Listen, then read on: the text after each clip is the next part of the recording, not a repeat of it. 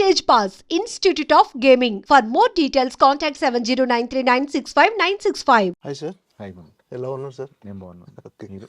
బాగున్నాను సార్. చాలా హ్యాపీగా ఉంది. చాలా రోజుల తర్వాత మిమ్మల్ని కలిసి ఒక చిన్న ఇంటర్వ్యూ చేయటం చాలా హ్యాపీగా ఉంది సార్. ప్లెజర్. సార్ అండి, అంటే సినిమా రిలీజ్ అనగానే ఒక చిన్న ప్రెజర్ ఉంటుంది డెఫినెట్గా, ఎలా ఉంటుందో రిజల్ట్ ఏంటో అని. రెగ్యులర్గా ప్రతి హీరోకి అలా మీకు కూడా ఈ ప్రెజర్ అనేది ఉంటుందా? ఏంటి రిజల్ట్ ఎలా ఉంటుంది, జనాలు ఎలా రిసీవ్ చేసుకోబోతున్నారు? అంటే జనరల్గా ఉంటుందండి, డెఫినెట్గా ఉంటుంది. ఏంటంటే మామూలుగా టెన్షన్ ఉంటుంది, ఆడుతుందా ఆడదా ఆడుతుందా. ఈ సినిమాకి అది లేదు, బేసిక్ యాంగ్జైటీ ఉంది. అంటే చూసి ఎలా ఉందంటారు అనేది ఎక్కువ ఉంది. సో ఈ సినిమాకి అయితే టెన్షన్ అయితే లేదు, ఎందుకంటే confident about the script. And నేను డబ్బింగ్ చెప్పేటప్పుడు చూసిన, ఎడిట్లో చూసిన, వెరీ కాన్ఫిడెంట్. అంటే very happy with the output. So జనరల్గా నారా రోహిత్ అనే వ్యక్తి ఇప్పటివరకు ఇండస్ట్రీకి వచ్చి ఆల్మోస్ట్ 16 years, కానీ ఎప్పుడు చాలా తక్కువ బయట కనిపించడం కానీ మీడియాలో కానీ, ఏదో సినిమా రిలీజ్ అప్పుడు మాత్రం ప్రమోషన్లో కనిపిస్తుంది. ఎందుకు సార్? ఏంటి అంటే మామూలుగా అకేషనల్గా కనిపించడం తప్ప ఎక్కువగా అలా ఏం లేదండి. జనరల్గా లైక్ టు అయితే షూటింగ్ సెట్స్ లేకపోతే ఆఫీస్, ఇంకా ప్రమోషన్స్కి ఇంకా కంపల్సరీ చెయ్యాలి కాదు, ఇంకా అంతే. లేకపోతే అసలు కనపడను. Mostly at home or office. అంటే ఇక్కడ ఒక పార్టీలలో కానీ ఎక్కడైనా పబ్లో కానీ ఎక్కడ కూడా కనిపించలేదు మీరు. అంటే ఒక హీరో లైఫ్ స్టైల్ లా ఉండదు మీరు జనరల్గా. జనరల్లీ ఎక్కువ I like to be at home. అంటే కలిసిన ఓన్లీ ఫ్రెండ్స్ వరకు, ఎవరో ఒక ఇంట్లో పార్టీ ఇలా ఉంటుంది తప్ప I don't come out much. So mostly ఇంట్లోనే ఉంటాను, సినిమాలు చూస్తుంటాను. సో మోస్ట్లీ అదే లైఫ్ స్టైల్. ఓకే, సరే. ఇటీవల అంటే నాన్న జరిగిందంటే కోల్పోయడం, big loss, it's very sorry, big loss. అంటే ఎలా ఉండేది సార్ నాన్నగారితో మీ అనుబంధం? బేసిక్గా అసలు ఈ యాక్టింగ్ ప్రొఫెషన్కి వన్ ఆఫ్ ద రీజన్ మా నాన్న. ఎందుకంటే ఆయనకి బాగా ఇష్టం. సో ఎప్పుడో లాంగ్ బ్యాక్ అడిగారు, నాకు చేయొచ్చు కదా సినిమా అంటే, నాకు ఇంట్రెస్ట్ లేదన్న ఎప్పుడు, నేను ఇంటర్ చదివేటప్పుడు. బట్ టేకప్ చేయడానికి one of the main reason మా నాన్నగారు, ఆయన ప్యాషన్ ఇది. సో బట్ ఏంటంటే దాని తర్వాత once I started acting course, film making course చేయడం మొదలు, నాకు తెలియకుండా I started following in love with cinema. So this whole journey is the main రీజనే మా నాన్న. ఓకే, అంటే ఇండస్ట్రీకి రావడానికి నాన్న సపోర్ట్ చాలా ఉంది. అంటే సపోర్ట్ అప్పటికే ఆయన కొంచెం హెల్త్ ఇష్యూస్ ఉన్నాయి కానీ, బట్ ఏంటంటే అసలు ఐడియా రావడానికే ఓకే నాన్నగారే. సో బట్ ఏంటంటే ఆల్ ఒక బాణం సినిమా వరకు దత్ గారిని కలుస్తుండే వాళ్ళు, ఎడిట్లో సినిమా చూసారు ఇవన్నీ. But after that he was not well. అంతా మిమ్మల్ని స్క్రీన్ మీద చూసి చాలా ఆనందపడే వల్ల తిరుపతిలో అందరిని తీసుకెళ్ళి షో వేసి మరీ చూపించేవాళ్ళు.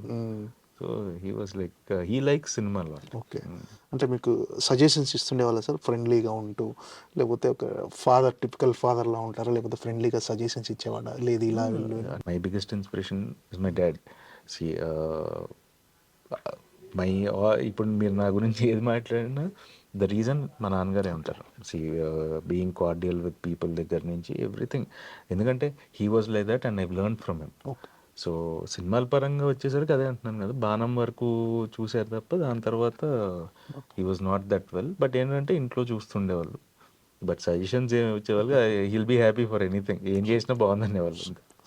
అంటే నారా రోహిత్ అనే హీరో కమర్షియల్ సక్సెస్ అనేది పక్కన పెడితే, హిట్ ఫ్లాప్ పక్కన పెడితే, ఒక డిఫరెంట్ అంటే డిఫరెంట్ చాయిస్, డిఫరెంట్ మూవీస్ తీసుకొస్తాడు, డిఫరెంట్ సినిమాలు చేస్తాడు అని ఒక మార్క్ అయితే ఉంది సార్ మీ మీద.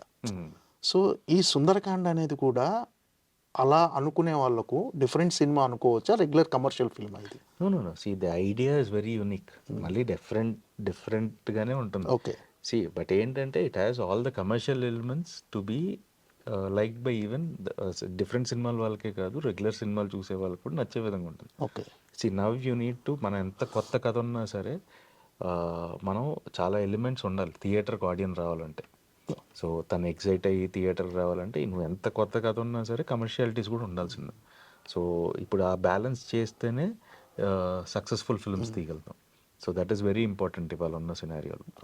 అంటే మీ మీద ఆ ఇంప్రెషన్, అంటే కొత్త కథలు చేస్తాడు అని ఉండటం, ఆడియన్స్లో ఒక మార్క్ ఉండటం, అది ప్లస్ అనుకుంటున్నారా, మీకు మైనస్ అనుకుంటున్నారు సార్?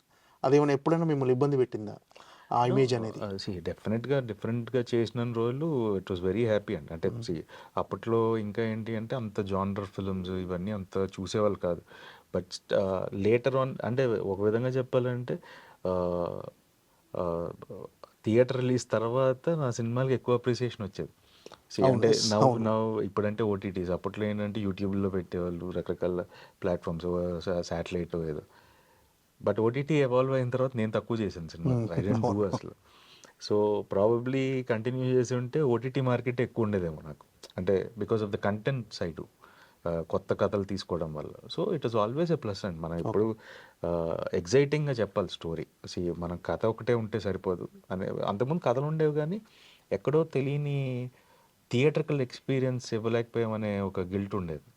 సో అప్రిసియేషన్ ఏంటంటే రిలీజ్ తర్వాత వచ్చేది, అంటే ఎక్కడో ఒక దగ్గర మిస్ అవుతుండేది. బట్ ఏంటంటే ఇప్పటి నుంచి ఏంటంటే వెరీ క్లియర్, ఎలా ఎంత కమర్షియల్గా కూడా వయబుల్ అవ్వాలి. సో ఫిల్మ్కి మనం ఎఫర్ట్స్ ఎక్కువ పెట్టాలి ఇవాళ, ఒకప్పటికంటే ఇప్పుడు ఎక్కువ పెట్టాలి. So even you need to package it properly. అంటే కొత్త కథ ఉన్నా సరే కాస్టింగ్ దగ్గర నుంచి టెక్నికల్ ఆస్పెక్ట్స్లో కానీ, అండ్ ఆ విజువల్ ఎక్స్పీరియన్స్ కూడా we need to give it in a bigger way. So అప్పుడే people will come to theatres and watch the film. టీవీలో వచ్చినప్పుడు బాగా అప్రిషియేషన్ ఎక్కువ వస్తుండేదండి. సో అలాంటి సినిమాల్లో బాణం ఒకటి కానీ, నెక్స్ట్ సోలో కానీ, రౌడీ ఫెలో, ఇలాంటి సినిమాలు ఇప్పుడు చూస్తుంటే మీకు ఏమనిపిస్తుంటుంది సార్? అరే ఈ థియేటర్లో గట్టిగా పే చేస్తే బాగుంటుంది అంటే ఇప్పుడు రౌడీ ఫెలో 1 yearకి అందరూ ఏదో 1 year ఆఫ్ రౌడీ ఫెలో అని పెడితే, కల్టర్న ఇది అదన్నా అని పెడితే, అరే మీరు అందరు థియేటర్లో చూసుంటే ఇంకా బాగుండేది కదా అనే ఫీలింగ్ అంతే. బట్ ఏంటంటే that day probably we couldn't excite them in a theatre experience. అంటే ఎక్కడో ఆ లెవెల్ ఎగ్జైట్మెంట్ క్రియేట్ చేయలేకపోయాం అనేది, that is we should agree. మనం డెఫినెట్గా ఆ లెవెల్ ఆఫ్ ఎగ్జైట్మెంట్ క్రియేట్ చేస్తే డెఫినెట్గా థియేటర్లో చూసుండేవాళ్ళు. So you learn from everything. నవ్వు ఏంటంటే అదే ఈ ప్యాకేజింగ్ ఇట్ ప్రాపర్లీ. సో ఏ కథనైనా సరే బాగా నీట్గా ప్యాకేజ్ చేస్తేనే people are coming and watching. అంటే ఇప్పటికీ రౌడీ ఫెలో అనేది చాలా మంచి సినిమా, చాలా మంచి పొలిటికల్ డ్రామా అని ఇలా ఇప్పటికీ అప్రిషియేషన్స్ వస్తుంటాయి సార్. రీసెంట్గా జరిగిన ఒక ప్రవీణ్ ఇంటర్వ్యూలో కూడా అసలు దాని గురించి చాలా కామెంట్స్ వచ్చాయి. మీకు వింటుంటే ఎలా అనిపిస్తుంది ఇప్పుడు ఆ సినిమా గురించి? Rowdy fellow is one of my favourite characters నేను ప్లే చేసిన వాటిలో. అండ్ డెఫినెట్గా ఏంటంటే నేను చేతూ అప్పుడప్పుడు మాట్లాడుకుంటాను దానికి సీక్వెల్ ఏమైనా చేయొచ్చు. That if the right idea దొరికితే will try to do a sequel అండి, అదొకటి ఉంది మైండ్లో ఇంకా. సో నేను కృష్ణ చైతన్య మాట్లాడుకుంటుంటాం సీక్వెల్కి ఎలా తీసుకెళ్ళచ్చు, లేకపోతే కంప్లీట్ ఓన్లీ క్యారెక్టరైజేషన్ తీసుకొని చేయొచ్చా ఏంటి అనేది. Probably if any right idea strikes we might do Rowdy Fellow 2. అంటే కెరీర్ ప్రారంభంలోనే మీరు బాణం లాంటి సినిమా కానీ, నెక్స్ట్ రౌడీ ఫెలో కానీ, ఇలాంటి అడ్వాన్స్డ్ స్క్రీన్ ప్లే, అంటే అప్పుడున్న ఆడియన్స్ కంటే ఇప్పుడు ఆడియన్స్ మైండ్ సెట్ మారింది. ఇప్పుడు వస్తే అవి డెఫినెట్గా థియేటర్లో కూడా కమర్షియల్గా బిగ్గెస్ట్ కమర్షియల్ హిట్గా నిలిచేవని అనుకుంటున్నాను సార్. మీరు దాన్ని ఏమన్నా ఎపిసోడ్ అనుకున్నారా ఇలా? బేసిక్గా అహెడ్ ఆఫ్ టైం అంటాం కదా సార్. సో ప్రాబబ్లీ అప్పుడు 5 ఏళ్ళు ముందు చేసేస్తుండేవండి కథలు. సో ఈ 5 ఏళ్ళు బ్రేక్ వల్ల ఇప్పుడు పర్ఫెక్ట్గా ఉంటుందేమో ఆడియన్స్ మైండ్ సెట్కి అనుకుంటున్నాను. లెస్ అది. బట్ ఏంటంటే we need to fight every day. Every film is like you need to put the same effort.